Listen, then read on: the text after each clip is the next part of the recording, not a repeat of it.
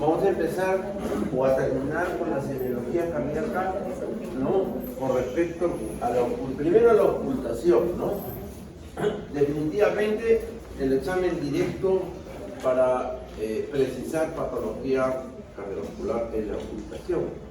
Es lo que nos va a permitir saber si es que hay una patología que es propia del corazón, llámese trastornos del ritmo, llámese bloqueos, no, o en todo caso aquellas estructuras vecinas o adheridas que pueden dar también semiología semiológica, como puede ser una pericarditis, es decir, hay trastornos de conducción, hay trastornos de presión, hay trastornos de insuficiencia coronaria, que la vamos a precisar y lo vamos a determinar mediante la ocultación, sin dejar de lado los compromisos valvulares que son independientemente funcionales del músculo cardíaco, ¿no? Permite que una buena exploración pueda identificar alteración de ritmo, ruidos, aparición de soplos, ¿no? Silencios, correcto, o disminución de aquellos ruidos cardíacos en el caso de una pericarditis, ¿no?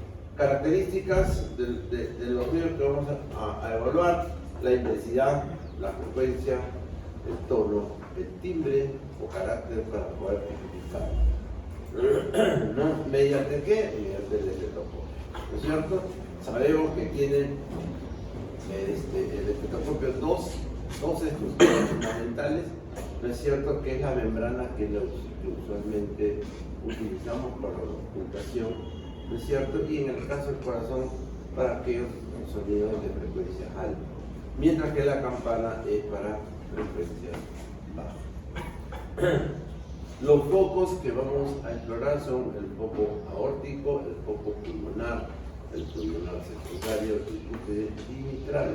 En base a esta localización podemos determinar qué zona, qué región, qué área del corazón o qué válvula corresponde, ¿no es cierto?, a la zona en donde vamos a encontrar una patología, ¿no? Esta es la distribución de los focos. El mitral o apexial situado en el quinto espacio intercostal izquierdo sobre la línea media clavicular. Que diría yo, el foco mitral o apex, ¿no? Es el punto semiológico de la actividad cardíaca, ¿no? Es donde vamos a encontrar aumentado, disminuido los ruidos cardíacos, es donde más audible se hace la frecuencia, la intensidad de los ruidos, es la zona donde podemos palpar incluso un premito cardíaco a través de la palpación, y también es relevante cuando hay un crecimiento del ventrículo izquierdo, ¿no? El desplazamiento de digamos, de la referencia del foco mitral o apexial, que es la punta del corazón, nos va a hablar de que hay una hipertrofia ventricular izquierda.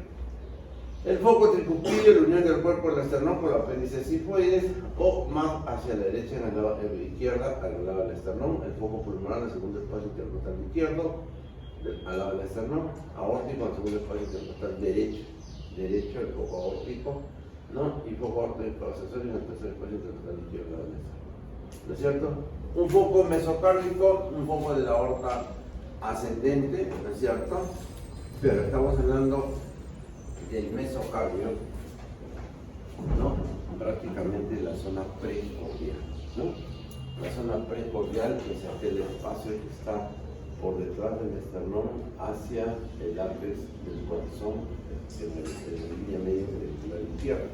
Ahí tenemos la base central de la zona precordial. Entonces, estos son los focos que debemos nosotros tener en cuenta, ¿no es cierto? Vamos a ocultar teniendo en cuenta a las proyecciones óseas del cuerpo y en donde, digamos, nos es más factible, digamos, en qué posición ocultar los ruidos cardíacos, ¿no? La posición del cúbito dorsal o supino, ¿no?, es la que mejor se explora, aunque en alguna patología, como vamos a ver más adelante, la posición del cúbito lateral izquierda también tiene un valor importantísimo para determinar o ocultar determinada patología. A ustedes la posición del pachón que es el decúbito lateral izquierdo para determinada patología valvular. La Azulay, en donde se pide hacer una elevación de los brazos, en algunos casos echados con piernas y brazos hacia arriba, no, para un mayor retorno venoso y poder escuchar bien. Vean ustedes, ¿no? Este decúbito dorsal, posición de facho o posición semisentado. ¿Cuál es la mejor? Definitivamente preferimos hacer una posición semisentado con un poco de giro hacia adelante para tener mayor comodidad al paciente. Cuando ustedes sean pacientes, se van a dar cuenta que estas posiciones, tanto de pachón como la de decúbito dorsal, ocasiona cierta tensión. Entonces, el paciente parece que fuera, ¿no? Está la expectativa de querer lavar la noticia, ¿no? Y verifíquenlo, porque la presión arterial sube en ese tipo de pacientes. En cambio, la posición semisentada, el paciente se siente más seguro de sí, ¿no es cierto? Es una posición más fisiológica para poder explorar y evitarnos de que haya algún cambio en la tensión arterial, ¿no? Harvey es un poco más hacia adelante, Azulay, tanto brazos como piernas, ¿no es cierto? Y despachó el decúbito lateral izquierdo.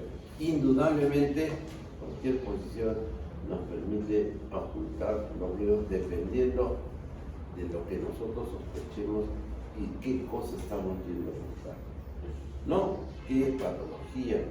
Podemos ir buscando patología valvular, podemos ir buscando patología pericárdica, indudablemente, ¿no? Entonces, en función a eso, la posición se adaptará a nuestra idea de lo que estamos pensando desde el punto de vista diagnóstico, ¿no? La ocultación va dirigida a escuchar los ruidos cardíacos, los ruidos agregados, los soplos cardíacos y los propios pericárdigos, ¿no? Estas son las variantes que nosotros debemos escuchar en la exploración cardíaca. Empezamos por esto es secuencial, pero digamos, esto depende de lo que nosotros querramos explorar, ¿no? No es algo tipo determinado que debamos seguir esta secuencia, pero es el más o menos establecido, ¿no? Está en función al paciente, está en función al diagnóstico y está en función a nosotros, cómo nos sentimos más cómodos buscando qué en la ocultación cardíaca, ¿no? Si hacemos la secuencia sistemática, empezamos el foco tricupillo, después el foco mitral, después el foco pulmonar y finalmente con el foco aórtico. Una vez que hemos terminado de ocultar estos focos, hacemos un recorrido de la región precordial, ¿no es cierto? La base del cuello, la región esternoclavicular e inclusive la zona, ¿no? Para ver si necesitamos ruidos irradiados, ¿no? Pero esta es una secuencia sistemática, pero que les digo, no es determinante. Dependerá mucho de nosotros como médicos ir a examinar lo que queremos encontrar.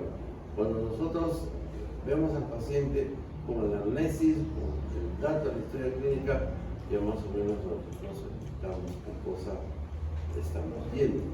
¿Qué pasa si yo oculto cualquier foco y encuentro ruidos cardíacos disminuidos, apagados? ¿En qué pienso? ¿Ah? Una pericarditis, ¿no es cierto? Porque la cantidad de líquido impide el paso de los ruidos cardíacos, ¿no? Perdón, el paciente supino, ¿no es cierto? Se oculta cada día usando el diafragma para detectar también más agudo como el primer ruido y el segundo ruido, ¿no es cierto? El diafragma, ¿no es cierto? Y en el caso del segundo ruido, del tercer o cuarto ruido, es la campana, que son sonidos más grandes. Indudablemente, esto no es de todos los días que ustedes van a tratar de escuchar. No, esto es una agudeza auditiva, una práctica diaria, porque al final de cuentas vamos a escuchar solamente el primer y el segundo ruido. ocultar la base del corazón con la persona sentada inclinada hacia adelante, evalúe el AP para los puntos lateral izquierdo y escuche durante varios ciclos cardíacos en cada poco ocultar. Nosotros podemos ocultar la frecuencia cardíaca individualmente en el estetoscopio, pero jamás se oculta el ritmo cardíaco con el estetoscopio si es que no hacemos la comprobación arterial, ¿no? Siempre tiene que ser comparativo. Mientras estamos ocultando, estamos contando también la frecuencia arterial para hacer un comparativo y determinar si es que hay un trastorno del ritmo. ¿Qué vamos a evaluar en los ruidos? La frecuencia, el ritmo, la intensidad, ¿no es cierto? El primer ruido, su desdoblamiento, el segundo ruido y los ruidos implicados. Estas son las características que debemos explorar en la ocultación cardíaca, ¿no? ¿Puede dejarse para el final? Sí, indudablemente, pero yo no creo, de mi parte, lo primero que hago es evaluar yo personalmente la frecuencia cardíaca. Por ahí partimos. No primero si es que hay taquicardia, si es que hay bradicardia, si es que hay arritmia, si es que hay extrasístole. Primero, ¿cómo está la frecuencia cardíaca? Porque ¿qué me va a determinar la frecuencia cardíaca? ¿Patología cardíaca o patología extracardíaca? Me va a determinar también la frecuencia. Si yo pienso que es un paciente con una hipovolemia, ¿cómo está la frecuencia? A ver, una taquicardia, ¿no es cierto? Si es un paciente que está con un cuadro infeccioso séptico, ¿cómo puede estar la frecuencia? ¿Ah? Puede estar como también puede estar bradicardia si está en un estado de shock séptico, ¿no? Entonces, esto no solamente me determina la parte cardíaca, sino sistémica. Por eso es importante, primero, no dejar la luz. Yo personalmente, yo primero oculto y veo cómo está esa frecuencia, ¿no? Me va a determinar, me va a descartar si hay una patología que no es propia del corazón o que sí, indudablemente la patología es parte del corazón. Frecuencia de 60 a 90 latidos por minuto, ¿no es cierto? Y en los pacientes atléticos incluso ser un poco más baja, ¿no? Por su misma condición en estado físico, ¿no? Evaluamos taquicardia, evaluamos bradicardia, ¿no es cierto? Importante comparar, ¿no es cierto?, la pulsación arterial. Nunca tomen frecuencia solamente con el estetoscopio porque puede haber algunas variantes. Entonces es importante hacer el comparativo, ¿no? El ritmo, que sea regular, irregular, puede variar también en niños, puede variar en adultos, y en inspiración el retorno nervioso mayor y la frecuencia cardíaca puede aumentar, ¿no es cierto?, para compensar mayor volumen. Cuando hacemos inspirar, la frecuencia varía. Tome aire y usted se da cuenta si acelera o disminuye la frecuencia. ¿Por qué? Porque hay una alteración en el volumen de sangre que retorna al corazón durante la inspiración. Podemos encontrar arritmia extrasistólica, arritmia completa, ¿cierto?, en donde se puede producir una cadencia rítmica de la base donde se insertan latidos prematuros y una pauta. ¿Qué quiere decir? Que de repente el corazón está latiendo normal y ¡pum!, salta, no un botón, es una extrasistólica, ¿no? Se insertan latidos prematuros en el espacio de la frecuencia, ¿no? Salta, no es una arritmia continua. Porque después de ese salto, ¿no?, como una discontinuidad de los ruidos, sigue su frecuencia normal. Y de repente después de un espacio, otra vez, es una arritmia extrasistólica. La arritmia completa, sí, los latidos ocultos son completamente arrítmicos y lo que es una cadencia básica. Totalmente arrítmico, sin frecuencia, y en donde la ocultación queda de lado para el conteo de la frecuencia cardíaca. Cuando hay arritmia no se puede calcular, digamos, la frecuencia cardíaca con el estetoscopio porque va a ser demasiado irregular. Así como la ocultación de la frecuencia cardíaca por ocultación tiene que ser al minuto. En radial puede ser al cuarto si es que es rítmico, ¿no?, cada 15 minutos. cada 15 segundos y lo multiplico por 4 y me la puedo. Pero en la ocultación, cuando hay arritmias, no se puede. En general, no solamente arritmias, sino en ritmo normal, no se puede contar al cuarto, sino tiene que ser al minuto completo, ¿no? Y la arritmia completa, como le digo, definitivamente sí tiene que ser ayer, ¿no? No puede ser completa. La forma más completa y de comillas más benigna, la taquicardia paroxística supraventricular, que es bastante común, es una conexión casi fisiológica, trastorno del ritmo, que no es patológica, entre comillas, pero sí requiere de medicación muchas veces para volver a su control, ¿no?, del ritmo, y es lo más común, ¿no? O sea, hay arritmias extrasistólicas, o sea, esos saltos de arritmia intercalados entre espacios normales de frecuencia, y hay arritmias completas totalmente en todo el ciclo de la frecuencia, ¿no? El ritmo es sinusal, con un primer silencio corto, primer ruido mayor duración y menor tono, y los ritmos anormales, ya lo hemos dicho, extrasístoles, arritmia completa o ritmo de valor, ¿no? La intensidad. La intensidad de los ruidos tiene intensidad que es generada por el aporte de la contracción y relajación del ventrículo. Es decir, qué tanto contrae y qué tanto se estira la cavidad cardíaca entre cada ciclo. Y tenemos, a ver, una intensidad normofonética, hipofonética e hiperfonética, ¿no? Normo es la intensidad normal, el hipo cuando la intensidad es poco perceptible, no pudiendo liberarse en su primer y segundo ruido, y el hiperfonético cuando la intensidad es más intenso que lo normal. Así podemos catalogar la intensidad de los ruidos. El Frege-Tocil, la sensación percibida en la mano que palpa comparable a la sensación que se siente pasar contra el pelo. Sí, si ustedes tienen gato y escuchan ronronear a sus gatos o sienten ronronear, ponen la mano, la misma sensación es el premio, ¿no? O premio cardíaco cuando exploramos con la palpación la zona precordial, ¿no? Generalmente derivada por valvulopatías. Las valvulopatías tienden a darnos el crédito, ¿no? Pacientes con pared delgada, puede sentir una sensación vibratoria que se llama espíritu durante las sístoles y que se mide entre los poros, ¿no es cierto? Es la percepción de la vibración en la acción precordial por determinada patología, ¿no es cierto?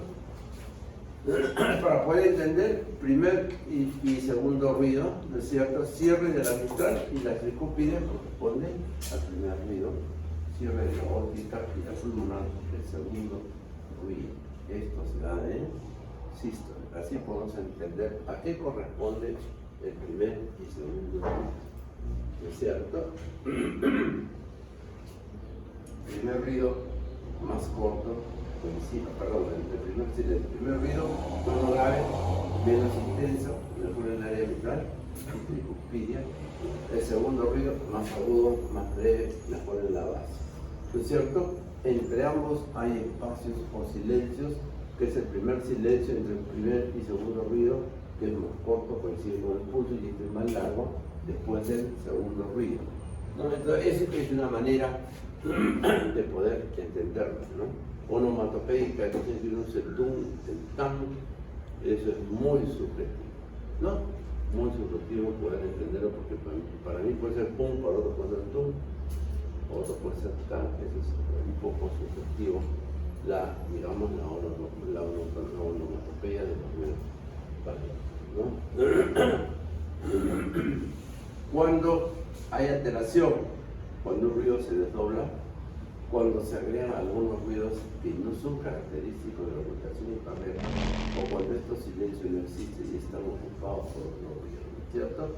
Entonces ya hablamos de que hay una patología de los ruidos cardíacos. Primer ruido puede estar aumentado, puede estar disminuido, puede estar doblado, intensidad variable, o puede haber un ruido agregado, ¿no es cierto? Igualmente el segundo ruido, aumentado, disminuido, o con un ruido agregado, ¿no es cierto? Son las probables alteraciones que podemos encontrar en el primer y segundo ruido. Primer ruido, aumentado, hipertensión arterial, por ejemplo, atenuada insuficiencia cardíaca. ¿no es cierto? Fibrilación auricular con una frecuencia variable. Y un desdoblamiento, bloqueo completo de la rama derecha, ¿no? Son las características orales o alteraciones orales del primer ruido cardíaco. El segundo, aumentar hipertensión arterial y hipertensión pulmonar, alternar insuficiencia óptica, ¿no es cierto? Fibrilación auricular, intensidad variable, desdoblamiento fisiológico durante la inspiración, y en el caso del segundo ruido. El tercer y cuarto ruido es un ruido presistólico. Hemos hablado de que el primer y segundo ruido son en la sístole. Entonces el cuarto ruido debe escucharse por delante del primero, ¿no? Por contracción auricular, rigidez ventricular, mejor en el APE, frecuencia baja, ¿no? La ocultación es de carácter patológico. En el caso del tercer ruido diastólico, frecuencia baja, llenado ventricular, insuficiencia mitral y tricuspide. Posterior al segundo ruido. Correcto, entonces hablamos de el tercer y cuarto ruido.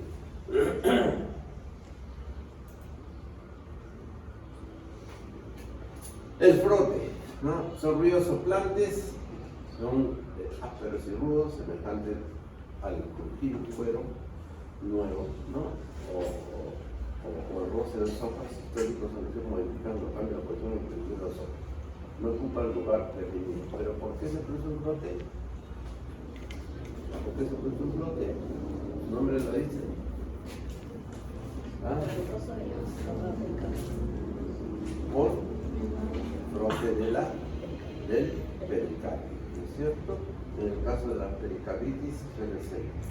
Pero ¿qué sucede? En la pericarditis, cuando está inflamada el pericardio, o cuando hay presencia de litio, indudablemente se va a sentir el frote. Pero en algunos casos, cuando después que pasa el proceso inflamatorio, lo que se establece es una fibrosis, ¿no? Así como hay una paquiloritis, igualmente en la pericarditis hay una fibrosis del pericardio, en donde ya desaparece, ¿no? Es por eso que se dice que en el caso de la pericarditis, si bien es cierto, puede haber un frote pericárdico, al igual que el pulmón, ¿no? Como el tumor evanescente, ¿el pulmón cuál es? ¿De qué origen es el tumor evanescente en el pulmón? ¿O tumor fantasma? ¿Por qué es el tumor fantasma? El ghost tumor o el tumor fantasma en la pleura. ¿Por qué es? Por un derrame, ¿no? Hay derrame localizado a manera de un nódulo, ¿no? Y que lo vemos en la radiografía, pues es un nódulo tumoral. Y de repente al día siguiente le hacemos una tomografía y no hay nada. Después de una radiografía con un nódulo, al día siguiente tomografía, no hay nada. Entonces, ¿cómo nos explica eso? Porque había una colección de líquido entre las fisuras del pulmón y que después con el movimiento, con la tos, con el caminar, ese derrame, ¿no es cierto? Migra, se deshace, desaparece, y cuando hacemos la tomografía de niños, entonces por eso es un pseudotumor o tumor fantasma. Acá también, ¿no? Los frotes pueden ser evanescentes porque un inicio hay líquido y se siente el frote.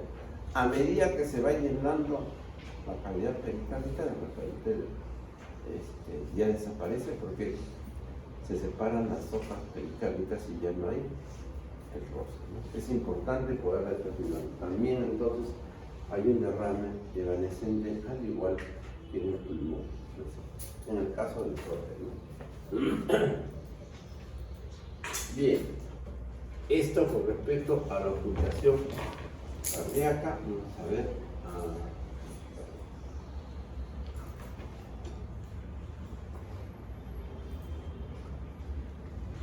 Y la parte de la enfermedad coronaria, ¿no? Desde el punto de vista semiológico tenemos que ver cómo es la enfermedad coronaria. De más está decir, ¿no es cierto?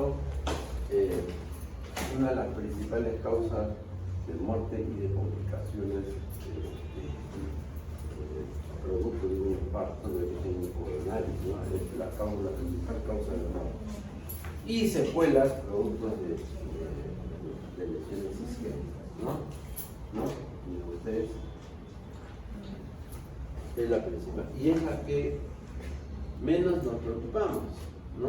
Aún, inclusive, digamos, en sexos, va por ahí, ¿no? Varones 21%, mujeres 23%.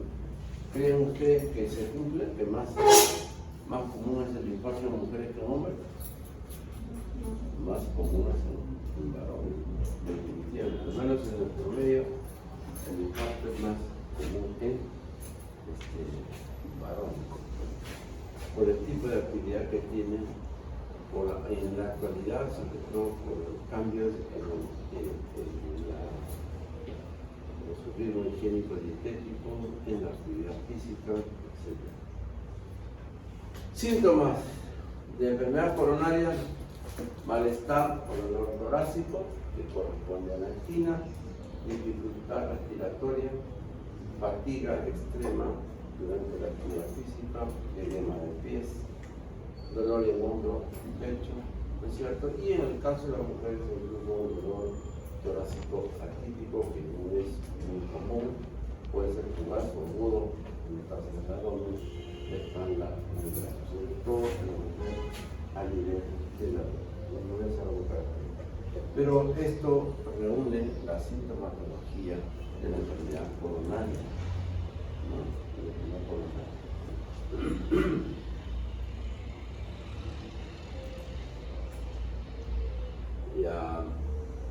Factores de riesgo para enfermedad coronaria: más de 45 años, más de 55 para las mujeres. Antecedentes de enfermedad coronaria es importantísimo, ¿no? ¿Por qué? Porque, digamos, en la enfermedad coronaria no necesariamente se dice o se habla que puede ser por un problema de régimen dietético o de sedentarismo propio, ¿no?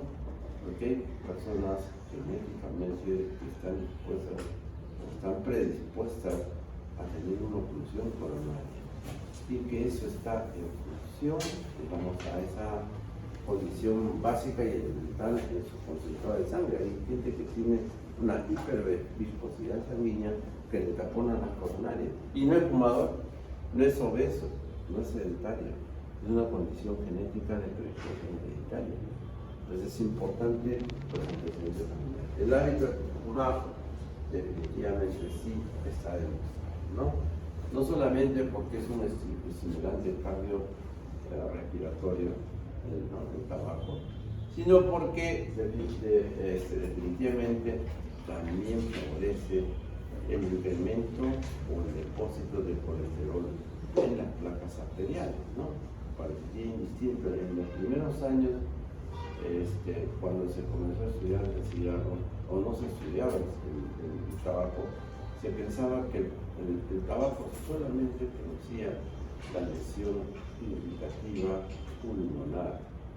Después los años han demostrado que el humo del tabaco, una gran parte de los componentes del humo del tabaco son elementos hidrosolubles. ¿Qué quiere decir? Que entra al pulmón como humo, y como humo pasa a la sangre, ¿no? Y en la sangre se distribuye a cualquier parte. Estamos viendo aumento de cáncer de colon, estamos viendo aumento de cáncer de vejiga, estamos hablando de aumento de leucemia, y en función a un solo factor, paciente fumador, ¿no? Entonces, el hábito del tabaco no solamente es una injuria directa al corazón porque aumenta el colesterol, sino es un cardioestimulante y puede producir una patología, ¿no?, de tipo neoplásica a distancia que repercuta después sobre el mismo corazón, ¿no? Yo creo e insisto siempre que debemos promover, ya de hecho, no fumar, ustedes no deben fumar, pero promover como promotor, porque ustedes para ser promotores no necesitan ser médicos, desde ya como estudiantes pueden ser perfectamente promotores de salud, no sé, transmitiendo lo que ustedes aprenden acá en la universidad, Y una de las cosas más importantes que insisto siempre es que ustedes tienen que prevenir el cáncer de pulmón, tienen que prevenir el cáncer de colon, tienen que prevenir el cáncer de vejiga, con solo el hecho de transmitir la idea de no fumar, ¿no? Porque entre los mismos médicos no nos entendemos, ¿no? Una vez me encontré con un amigo, compañero, después de muchos años, que nos encontrábamos así como usted, fumador empedernido de que estábamos en la clase. Terminaba la clase salía a fumar 2 o 3 cigarros antes de la siguiente clase. Terminaba el día, seguía fumando. ¿No? Apagaba un cigarro y sacaba el otro para prender, para no gastar foco, porque no quiero gastar mi foco, estoy prendiendo ese cigarro. Y fumaba. Y un buen día, por cuestiones de trabajo, me encuentro con él. Yo iba a evaluar un paciente que me había mandado a evaluar un paciente, llego a la casa y me encuentro. Entonces me dice, oye, ¿vienes a ver si le digo qué me pasa? Porque parece que hay que llevarlo al hospital. Sí, justo lo veo, él era traumatólogo. Y me dice, llévalo. Y yo, me hace una fractura de cadera y que operar. Mira, nos pusimos a conversar. Mientras conversaba, oye, ¿te siguen? Sí. Esta es mi vida. Cuando me dijo esta es mi vida, nunca se me imaginó que más que eso era sin muerte, ¿no? Yo lo miré y ya no le digo, ¿qué más puedo hacer? Un hombre de ya casi de 60 años, ¿no? Fumando toda su vida, desde que éramos alumnos, era más imposible. A los 6 meses, traumatólogo del hospital familiar, se va de vacaciones y en seguro tiene que pasar su chequeo médico antes de salir de vacaciones. Va, pues se fue y en eso lo observan y lo mandan llamar su radiografía torácica. Tenía un ensanchamiento mediastinal bilateral. ¿Qué significa? Que en la radiografía torácica no había masas, pero el mediastino estaba crecido como si fuera una pelota. El año anterior no había nada, pero este día había una pelota. Le hacen una tomografía, un tumor sólido, mediastinal, que no se precisaba de dónde. Le hacen una tomografía con biopsia de aspiración, sale un tumor anaplásico indistinto, no identificable, no sabían de qué estirpe era, ¿no? Y le tomé una quimio, una radio. Los médicos del hospital le dijeron, no le vamos a hacer quimio, ¿por qué? Porque no tipificamos qué cosa es. Vamos a dispararla al aire, ¿no? Pero el corolario es, ¿qué cosa es? ¿Cuál es la relación directa para pensar que es un cáncer tan anaplásico? Realmente el trabajo, porque, como digo, en mi vida, la contraparte no fue su muerte, ¿no? Un hombre que tenía todavía mucho por delante como ser humano, como especialista, pero lamentablemente esto lo mató. Y eso es algo que ustedes deben tener siempre. No fumen, ni dejen que fumen a su alrededor de ustedes. Es una completa cosa. Ustedes no saben si son predispuestos a hacerlo. Si son predispuestos, no es necesario que fumen a su costado una cajetilla, no, basta con 2 o 3 cigarrillos. Están expuestos a factor desencadenante y eso va a perturbar el inicio de un tumor. La presión arterial alta, indudablemente, enfermedades como la diabetes, sí, ¿no? La diabetes es una enfermedad que más colesterol produce e va estrechamente ligada a la oclusión coronaria, ¿no? Entonces, aquí hay una correlación directa entre diabetes y ejercicio. El diabético debe hacer actividad física, definitivamente. ¿Por qué actividad física? Impide que las placas de ateroma se vayan formando, ¿no es cierto? Como siempre se da. Y segundo, creo yo, tal vez lo más importante, la actividad física regular, permanente, produce ¿qué? La creación de vasos colaterales. ¿Qué significa eso? Cuando el atleta hace su actividad rutinaria, el atleta, entonces el corazón está sometido a un training de actividad física, por lo tanto su requerimiento de oxígeno es mayor. Entonces el corazón, ¿qué hace? El cuerpo, ¿qué hace? Comienza a crear nuevas arterias, vasos colaterales, que son más pequeñas, indudablemente, que no tienen el diámetro de una arteria principal, pero son colaterales. Entonces, el paciente que hace actividad física crece sus arterias colaterales. Y en el caso del corazón, de la coronaria izquierda a la derecha, crece como una pequeña malla. Si ese paciente en algún momento tiene un infarto, la oclusión total de la arteria principal la suplen las colaterales, que en algún momento han crecido. No lo va, digamos, a sobrevivir, pero lo va a mantener de tal manera que ese paciente pueda recibir un tratamiento, que ese paciente pueda llegar a la hospital. Pero si no tiene colateral, la principal se ocluye y ahí quedó. Vuelvo en directo, si no estamos para arriba, ¿no? Entonces, eso es importantísimo, saber la actividad física. Hagan actividad física. Luego, la vez pasada quise volver a hacer y nuevamente me he dicho que no. No vas a hacer maratón, que te da, y a veces se cae uno, se desploma, se desmaya un alumno, bronca, va a ver, no va nada. Entonces, pero debería ser. Yo quería seguir con nota. El que termina los 4 kilómetros, más nota. Sí, ahí acá nomás, está bonito, son 4 kilómetros nuevos. Trote, con cronómetro. ¿Por qué no? Es una manera de estimularlo. Y después, una vez lo hacen, a la segunda vez lo vuelven a hacer y ya después comienzan a agarrar y le encuentran el gusto.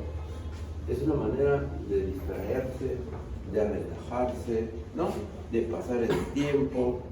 Yo lo hago con mi familia, lo puedo hacer con su bulto al lado o con sus hermanos, lo que sea. Y se distraen, pero el objetivo es ese, ¿no? Disminuir la formación de placas ateromatosis y la formación de vasos colaterales, que en algún momento nos puede ayudar, ¿no? Sobrepeso, obesidad, definitivamente, ¿no? Y el estrés, ¿no? Esto sí también, este es otro factor importantísimo, sobre todo en nuestra época. Ayer una de sus compañeras puso en su estado de WhatsApp, fue delegada también, sexto ciclo, y se toma una foto con su título de médico cirujano en el patio de la Universidad de Chorrillos, donde está la cabeza, ahí se toma una foto con su título de médico, puede dar el sexto ciclo. Y muchos como ellos, 25 años en la universidad, más de una promoción que he visto ya salir como médico, así actualmente incluso ya especialista de larga edad. Entonces pone ahí y dice, cumplí mi séptimo y espero ya no volver por acá. Dice, yo le pongo, por ese patio, ¿cuántas veces pasaste angustiada, preocupada? Me jalaron, aprobé, ¿no es cierto? O tengo que ir a mi casa, tengo problemas, ¿no? No hay para la pensión, o mi papá me va a renegar, qué sé yo. Y le puse, todas esas emociones son parte de tu título que tienes en la mano. Así que no te olvides del pasado y digas, no voy a volver, porque la vida va. Y el pasado es el trampolín para saltar más adelante, ¿no? No quiere decir que hay que estar volviendo, a estar tirando en el piso, ¿no?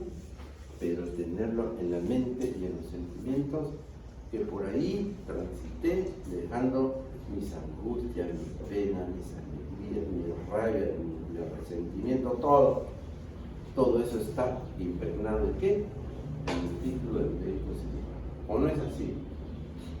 Ustedes van recabando emociones durante toda su carrera, ¿no es así o no es así? Hasta se ponen a pensar, no, yo no voy a recibir, ¿cuánto? Ya lo dio, ¿no es cierto?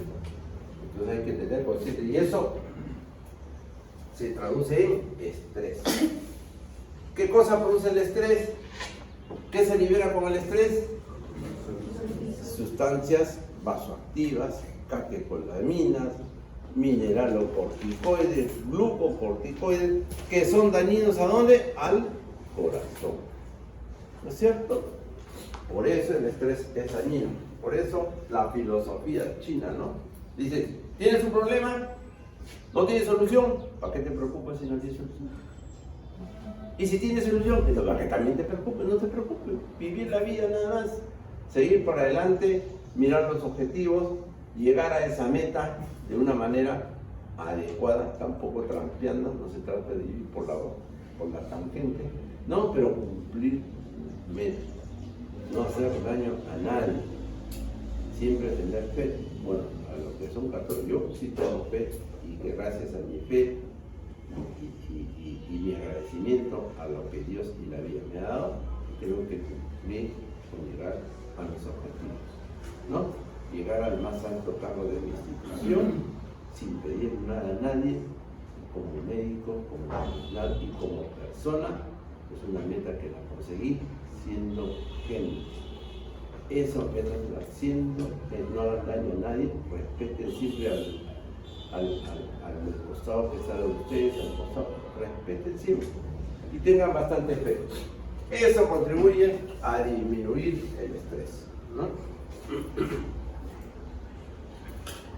La arteriosclerosis coronaria, la angina de pecho, ¿no es cierto?, el infarto agudo y la muerte súbita son las patologías coronaria. Ya, yo les pedí definición. ¿Leyeron sobre muerte súbita? ¿Qué cosa es muerte súbita? No leyeron. Pregunte, examen. Y no crean que le voy a preguntar la definición. Pregunte, examen, muerte súbita. ¿Ah? Es la muerte súbita. Pérdida de conocimiento total con un paciente sin o con antecedentes cardíacos. Nunca tuvo ningún antecedente, el paciente súbitamente, ¿no es cierto? Fallece, ¿no? Y la causa de muerte súbita, desde el punto de vista cardíaco, la más común, ¿cuál es? La fibrilación ventricular. ¿No es cierto? Es la causa más común de un paro cardiorrespiratorio. La fibrilación ventricular, muerte súbita, ¿no es cierto? Entonces, para eso tenemos que estar preparados, definitivamente, para reconocer un paro cardiorrespiratorio, ¿no es cierto? No habla, no respira, sin pulso, características de un paro cardiorrespiratorio. Con la arteriosclerosis coronaria, con todas sus eventualidades de enfermedades asociadas, hipertiroidismo, diabetes, tabaquismo, obesidad, sedentarismo, ¿no? Y la angina de pecho. La angina de pecho, que no es sino también la oclusión de la arteria coronaria, pero es una oclusión parcial de la arteria coronaria. ¿Qué es lo que da? Dependiendo del porcentaje de oclusión de la arteria coronaria, nos permite identificar si es una angina estable o si es una angina inestable. ¿Cuál es la diferencia entre la estable y la inestable? Básica y elemental, mi querido Watson. ¿Ah? ¿Ah? No. No, por ahí. No. No, clínicamente. ¿Ah? No, tampoco. No, nada. Y me dice ya se va. Que me dice se va, ya tiene 2 puntos en el examen. Cuenta hasta 5. 1, 3, 4, 5. Estable aparece al ejercicio. La inestable aparece al reposo. No necesita el ejercicio para que parezca. Esa es la diferencia fundamental entre una angina estable y una inestable. El paciente de repente está sentado viendo su televisión, dolor anginoso, sin actividad física. En cambio, el estable sube las escaleras, porque yo no sé por qué me han puesto hasta el 4.º piso, venía a estar por hacer eso. ¿No es cierto? En el 2.º piso ya tengo angina. ¿No es cierto? Entonces, la angina estable es aquella que aparece a la actividad física. La inestable aparece al reposo. Cuando un paciente tenga dolor anquinoso, dolor al pecho, opresivo, irradiado al cuello, dolor en brazo izquierdo, sobre todo más que nada dolor al brazo izquierdo, que sepa que es hipertenso, que sepa que es cardiópata, ¿no? Indudablemente, estando sentado, esa es una angina inestable. ¿Qué me indica una angina inestable? Que definitivamente la función es mayor al 50% de la coronaria. No necesita actividad física para producirse, ¿no? Bueno, y el infarto agudo del miocardio ya la función completa de la arteria coronaria que nos lleva a una isquemia, ¿no?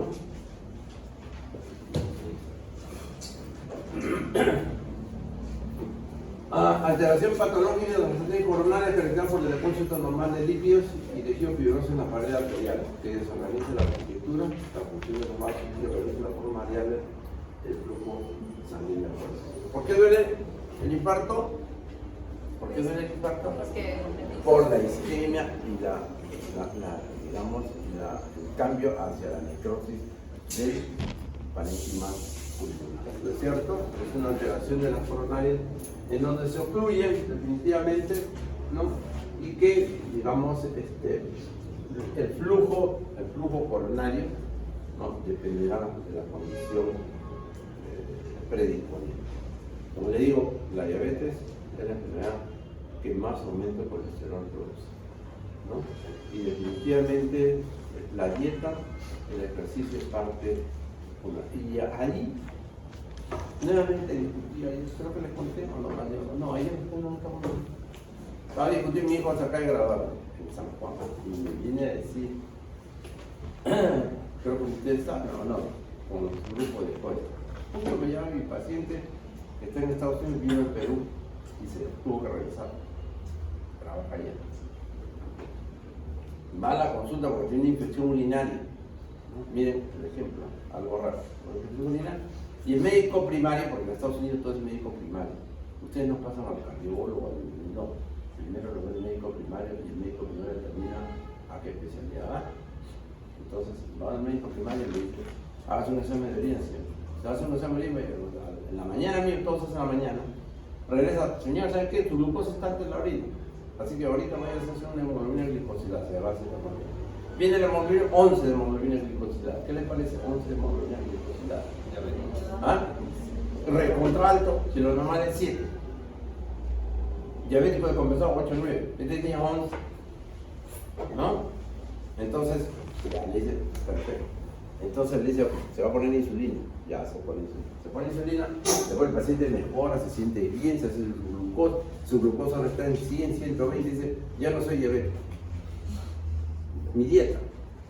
Yo le explico.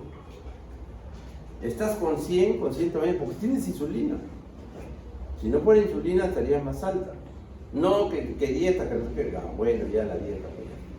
Después de 2 semanas se va nuevamente al médico primario. El médico primario, ¿saben lo que le pide? Nuevamente, hemoglobina glicosilada. Hemoglobina viene 9. Entonces dice, señora, mejor. Y él también dice, ya estoy bien, estoy 9.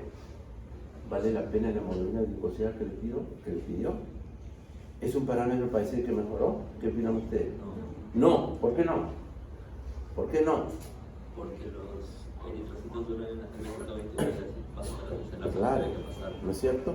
Porque la hemoglobina glicosilada mide de 2 a 3 meses.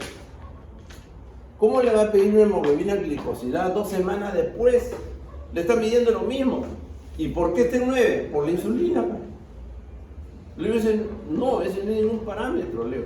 Tú tienes que hacer una glucosa en sangre, tú tienes que hacer un test de tolerancia para ver realmente qué es, ¿no es cierto? El gran problema, ¿a qué voy? A que esas ideas de que está en las guías, estén en las guías, los endocrinólogos, y cuando digan ustedes lo que yo les voy a saber, les voy a decir, tu profesor es una bestia, es un burro, ¿qué está hablando eso? Así como mi hijo me dijo ayer, justamente, ¿cómo es posible que digas, acá están las guías? ¿Qué? No me vengas a hablar de guías de Villamed, ustedes son, San Juan son full Villamed. Que la guía, que la hojita, que acá está la clase.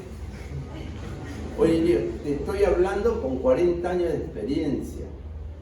no con Villamédico. Le dije, a mí con un médico egresado de San Juan, qué vergüenza. Le dije, se te va a morir el primer paciente, el segundo. No me llamen. ¿Ah? Porque condición básica fundamental en las guías y en las normas se considera prediabetes entre 120. Pero en la práctica no puede.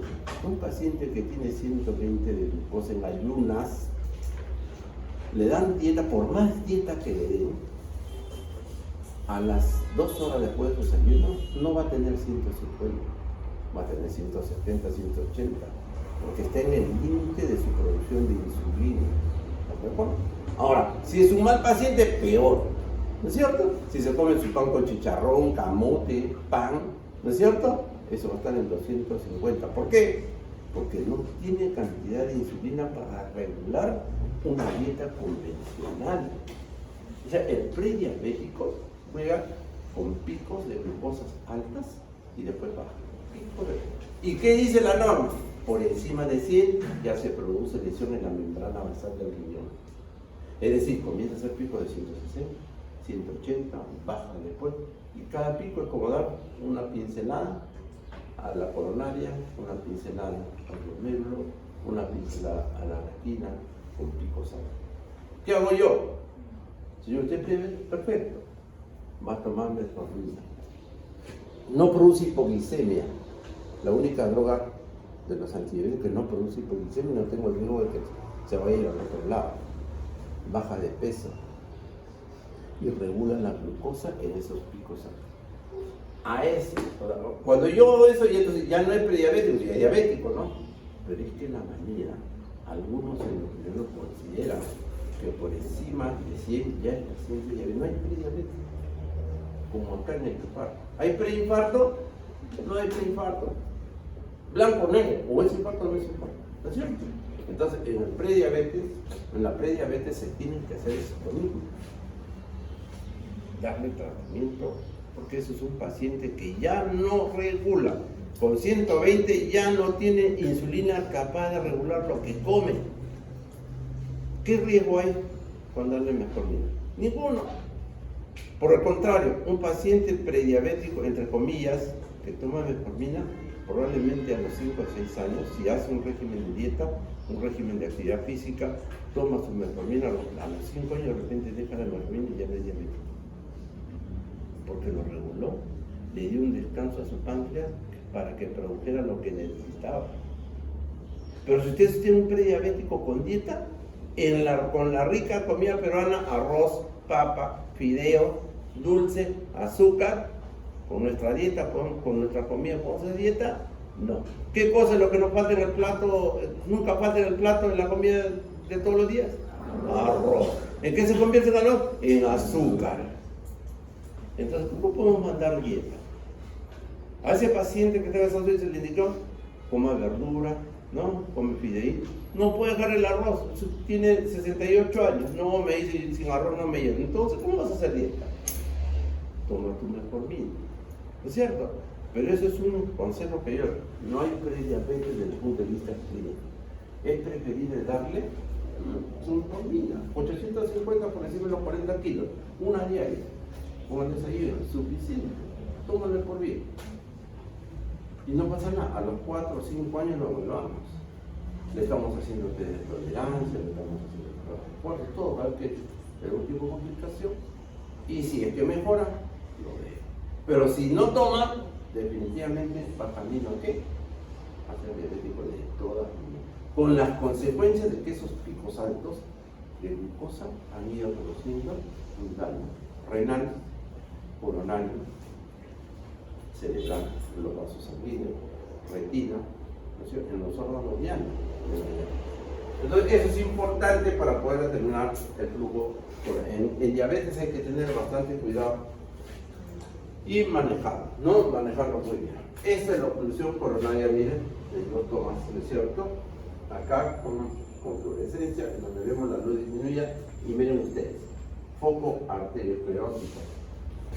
Esto de aquí nos habla de una oclusión axial de la arteria coronaria y que se manifiesta como un síndrome anquiloso. ¿no? 50% de la oclusión arterial. Ah, ya. Ahora, te inicio, voy a